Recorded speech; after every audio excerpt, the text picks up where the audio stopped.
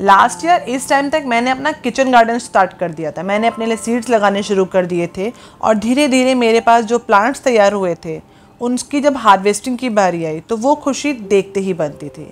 आप यकीन मानिए, आप अपने खुद के किचन गार्डन से जब वेजिटेबल्स या फ्रूट्स हार्वेस्ट करते हैं और उसको खाते हैं ना, तो उसका टेस्ट मार्केट में केमिकल बेस्ड जो वेजिटेबल्स होते हैं उससे बहुत ज़्यादा अच्छा होता है और आपको एक सेटिस्फेक्शन होता है कि आप और आपकी फैमिली जो भी खा रहे हैं वो हेल्दी है। तो चलिए आज उसी किचन गार्डन के बारे में, उन्हीं वेजिटेबल्स के बारे में डिटेल में बात करते हैं। हेलो फ्रेंड्स, मेरा नाम है शिवानी और मेरे चैनल प्लांट्स माय पीस में आप सबका स्वागत है। आज सबसे पहले जिस वेजिटेबल के बारे में हम बात करने वाले हैं वो है रेडिश या मूली। देखिए, जो भी ये मूली और रेडिश होते हैं रूट प्लांट्स हैं, मतलब इनकी जो फ्रूटिंग है वो रूट्स में होती है। तो आपको एक बड़ा कंटेनर इसके लिए चाहिए होगा। अगर आप सोचें कि आप एक पॉट में ग्रो कर सकते हैं तो आप शायद ग्रो तो कर पाएंगे, लेकिन आपको मूली 1 या 2 ही मिल पाएगी। जो पूरी इतनी कोशिश के बाद अगर आप 1-2 पीस हार्वेस्ट करते भी हैं तो शायद वो मज़ा नहीं है।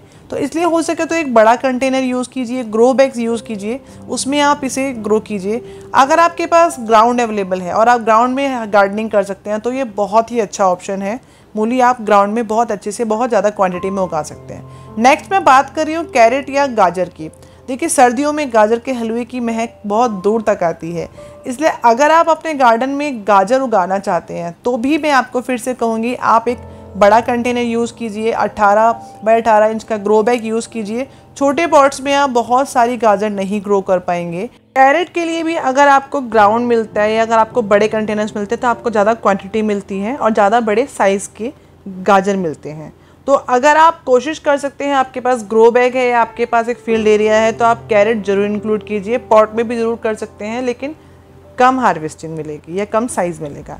नेक्स्ट प्लांट जो मैं ग्रो करने वाली हूँ या जो मैं आपको बताने वाली हूँ वो है स्पिनच या पालक। ये मेरी लास्ट ईयर की हार्वेस्टिंग है और यकीन मानिए पालक को ग्रो करना बहुत ही ज़्यादा आसान है। जस्ट आपको एक पॉट के अंदर उसके बीज को स्प्रिंकल करना है और बहुत जल्दी उस पर लीव्स आने शुरू हो जाएंगे। बहुत जल्दी आपकी पालक तैयार होनी शुरू हो जाएगी। आप उसको हार्वेस्ट कीजिए, वहाँ फिर से नई पालक ग्रो हो जाएगी। तो पालक को ग्रो करना सबसे ज़्यादा आसान है, कह सकते हैं बच्चों का खेल है। तो पालक को ग्रो करने के लिए भी आपको एक बड़ा कंटेनर चाहिए। उसकी गहराई बहुत ज़्यादा ना हो चलेगा, लेकिन उसकी चौड़ाई हमेशा ज़्यादा रखें, क्योंकि 1-2 पालक के पत्तों से तो आपका काम नहीं चलने वाला है। आपको ज़्यादा क्वांटिटी चाहिए तो आपको कंटेनर भी वाइड रखने होंगे, चाहे उनकी डेप्थ कम हो। नेक्स्ट जिस प्लांट के बारे में मैं बात करने वाली वो मेरा मोस्ट फेवरेट है और आजकल सबकी पहुंच से बहुत दूर है। तो इस प्लांट को तो ग्रो ज़रूर कर ही लीजिए। आप थोड़े से भी सीड्स लगाएंगे ना तो आपके पास बहुत सारे सीडलिंग्स, बहुत सारे प्लांट्स तैयार हो जाएंगे। ये सब मेरे लास्ट ईयर के प्लांट्स हैं और लास्ट ईयर की हार्वेस्टिंग है। टमाटो के प्लांट को आप चाहे सीड से उगाइए चाहे डायरेक्ट टमाटो से उगा लीजिए, दोनों तरीके से ये बहुत ईजिली ग्रो कर जाता है। अगर आप सीड से उगा रहे हैं और बेस्ट क्वालिटी के सीड्स लेते हैं ना तो आपको हार्वेस्टिंग अच्छी मिलेगी, उसका साइज़ अच्छा होगा। हाँ, एक बात याद रखिए कि ये जो प्लांट्स हैं इनमें जब फ्रूट्स आते हैं या इनमें जो वेजिटेबल्स आती हैं उससे पहले इनमें फ्लावर्स आते हैं जिनको पॉलिनेटर्स आके पॉलिनेट करते हैं, तब जाके वो फ्रूट्स बनते हैं। तो ऐसे में अगर आप अपने गार्डन में कुछ फ्लावरिंग प्लांट्स भी रखते हैं जो आपके इंसेक्ट्स को, बर्ड्स को, बीज को अट्रैक्ट करते हैं, तो वो आपके वेजिटेबल प्लांट्स को भी आराम से पॉलिनेट करेंगे और आपके पास आराम से वेजिटेबल्स ग्रो हो पाएंगे। तो अपने गार्डन में वेजिटेबल्स के साथ साथ फ्लावरिंग प्लांट्स जरूर ग्रो कीजिए ताकि आपके गार्डन में पॉलिनेटर्स अट्रैक्ट होके आ सकें। वैसे अगर आप कुछ भी नहीं करें ना, खाली मैरीगोल्ड या गेंदा के जो फूल है वो उगा ले तो भी आपके गार्डन में पॉलिनेटर्स आराम से आ जाएंगे और वो प्लांट बहुत कम केयर में बहुत अच्छे से और बहुत ईजिली ग्रो हो जाता है। तो इसलिए अपने गार्डन में फ्लावरिंग प्लांट्स भी ज़रूर लगाइए वेजिटेबल्स गार्डन के साथ साथ। नेक्स्ट जो प्लांट है वो है ओकरा या भिंडी का प्लांट। मेरी बेटी वेजिटेबल्स के नाम पर भिंडी के अलावा कोई और सब्जी नहीं खाती है, तो इसलिए ये प्लांट तो मेरे लिए बहुत ही इंपॉर्टेंट है। शायद ही ऐसा कोई दिन होता है जो मेरे घर में भिंडी नहीं बनती है। अगर आपके घर में भी भिंडी की हाई डिमांड है तो आप भी इस प्लांट को, इस सीड्स को अपने गार्डन में ज़रूर ग्रो कीजिए। और जैसा कि टमाटो के प्लांट में आपको इसमें के लिए पॉलिनेटर्स की ज़रूरत है, वैसे भिंडी के लिए भी आपको पॉलिनेटर्स की ज़रूरत होती है। आप अपने गार्डन में जितने ज़्यादा प्लांट्स ग्रो कर पाएंगे उतनी ज़्यादा भिंडी आपको मिल पाएगी।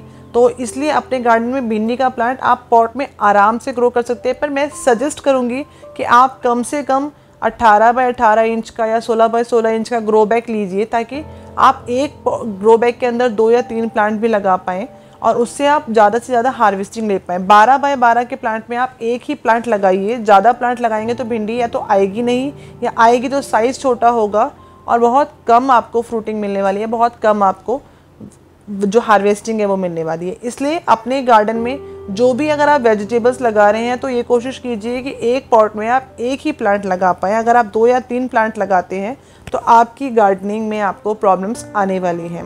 अगर आप हेल्थ कॉन्शियस हैं तो भी, और अगर आप हेल्थ कॉन्शियस नहीं है तो भी नेक्स्ट वेजिटेबल आपके लिए मैं बात करी हूँ लेटस की। लेटस के जो लीव्स होते हैं वो बर्गर में तो यूज़ होती ही हैं, साथ के साथ वो आपके हेल्दी सैलेड में भी यूज़ होते हैं। तो जो लोग बहुत डाइट कॉन्शियस हैं वो लोग भी इसको आराम से खा सकते हैं, और जो लोग जंक फूड आराम से फ्रीली खाते हैं वो भी इसे ग्रो कर सकते हैं, क्योंकि आप अपने घर में अगर उसे हेल्दी तरीके से बनाएंगे तो आपका बर्गर भी आपके लिए बहुत हेल्दी हो सकता है। इसके प्लांट को ग्रो करने के लिए आपको एक वाइड, ब्रॉड और बहुत कम डेप्थ वाला कंटेनर भी चलेगा। आपको ज़रूरी नहीं है बहुत गहराई वाला पॉट हो, बस थोड़ा उसकी चौड़ाई होनी चाहिए ताकि वो बहुत अच्छे से ग्रो कर सके। इसमें 2 तरह के कलर्स आते हैं, एक पर्पल रेड सा कलर है, एक ग्रीन कलर है। आप जो पसंद करते हैं उसे ग्रो कर सकते हैं। नेक्स्ट हमारा प्लांट है बीट रूट। बीट रूट यानी एक चुकंदर का प्लांट जो आपके सैलेड में होना बहुत ज़रूरी है, क्योंकि बीट रूट को खाने से आपका हीमोग्लोबिन, आपका खून बढ़ता है। तो अगर आप अपने लिए हेल्दी सैलेड चाहते हैं या अपने लिए हेल्दी ड्रिंक्स चाहते हैं तो आप बीट रूट को ज़रूर ग्रो कीजिए, क्योंकि ये प्लांट आपके लिए बहुत ही हेल्दी और न्यूट्रिशन वाला होता है। ये भी एक रूट बेस्ड प्लांट है। इस प्लांट को भी आपको मिट्टी के अंदर ही इसकी जो रूट्स होती है, रूट में इसके फ्रूट्स होते हैं।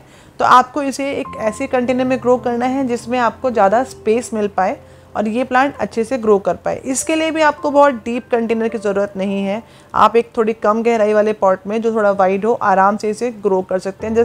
जब टेम्परेचर 20 to 25 डिग्री पहुंच जाएगा ना, तब आप ये सारे सीड्स लगा सकते हैं, और इन सीड्स को जर्मिनेट होने में बहुत ज़्यादा टाइम नहीं लगेगा, और फिर उस फ्रूटिंग आने में 2 महीने के अंदर आपको नए फ्रूट्स या नए वेजिटेबल्स मिलने वाले हैं। नेक्स्ट इस प्लांट की बात कर रहे हैं वो है चिली या हरी मिर्च या लाल मिर्च, जो भी आप ऑर्नामेंटल मिर्ची, आप हर तरह की मिर्ची इसके अंदर ग्रो कर सकते हैं।